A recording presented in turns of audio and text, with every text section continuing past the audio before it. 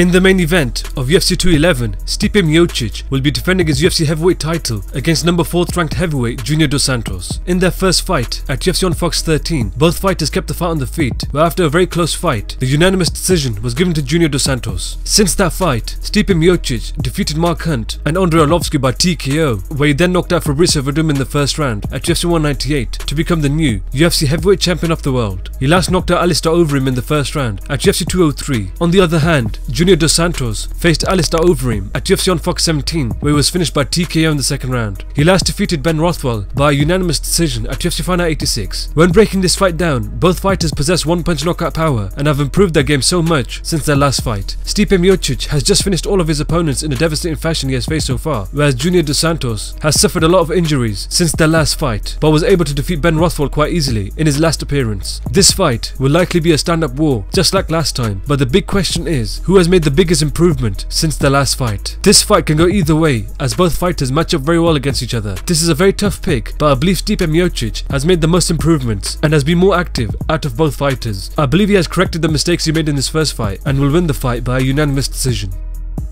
In the co-main event, Joanna Jędrzejczyk will be defending a UFC strawweight title against number 3 ranked strawweight Jessica Andrade. Joanna Jędrzejczyk last defeated Karolina Kowalkiewicz by a unanimous decision at UFC 205, and Jessica Andrade last defeated Angela Hill by a unanimous decision at UFC Fight Night 104. When breaking this fight down, Joanna Jędrzejczyk has easily dominated all of her opponents using a high-level Muay Thai, where she has kept her undefeated record intact and has successfully defended her title 4 times. On the other hand, Jessica Andrade is very strong and powerful for a strawweight, where she has dismantled all of her competition whilst in the strawweight division. She is a former bantamweight who made the drop down to the strawweight division to start fresh. Since moving down to the division, she has shown that she carries the same power whilst fighting at 135 pounds. Both fighters have well-rounded games and they both prefer to keep the fight on the feet. We have seen in recent fights that Joanna Jędrzejczyk has been stunned and dropped, which may give confidence to Jessica Andrade, who possesses heavy hands for the division. Joanna Jędrzejczyk has lightning fast hands where she can land quick combinations whilst being aware of any danger strikes. This is a very tough pick as both fighters can end the fight quickly. I believe Joanna Jędrzejczyk has the better overall game and a high level striking will help her win the fight by a unanimous decision.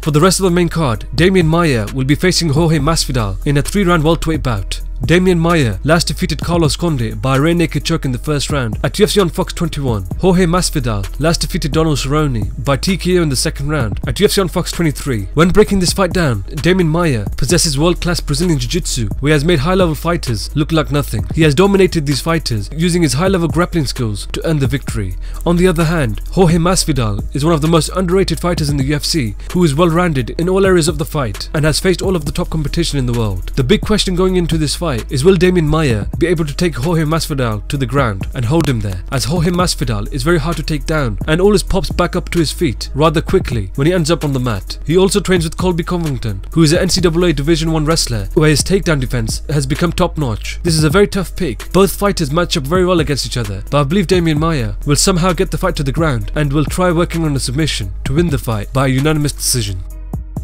Frankie Edgar will be facing Yair Rodriguez in a 3-round featherweight bout. Frankie Edgar last defeated Jeremy Stephens by a unanimous decision at UFC 205. Yair Rodriguez last defeated BJ Penn by TKO in the second round at UFC Fight Night 103. When breaking this fight down, both fighters have unique fighting styles, where it will be a typical wrestler versus striker fight. I believe Frankie Edgar's fighting style is a terrible matchup for Yair Rodriguez's flashy fighting style, as Frankie Edgar always uses his wrestling in his fights and has faced fighters similar to Yair Rodriguez in Cub Swanson, where he put a one-sided beating on him. I believe Frankie Edgar will not let Yair Rodriguez get comfortable inside the octagon and will mix his striking with his takedowns to win the fight by a unanimous decision.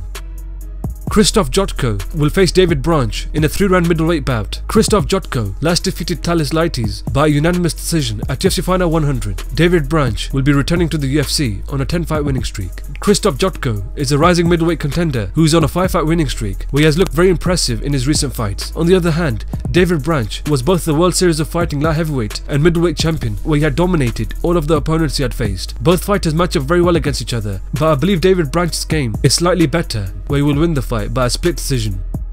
Here are my predictions for the prelims.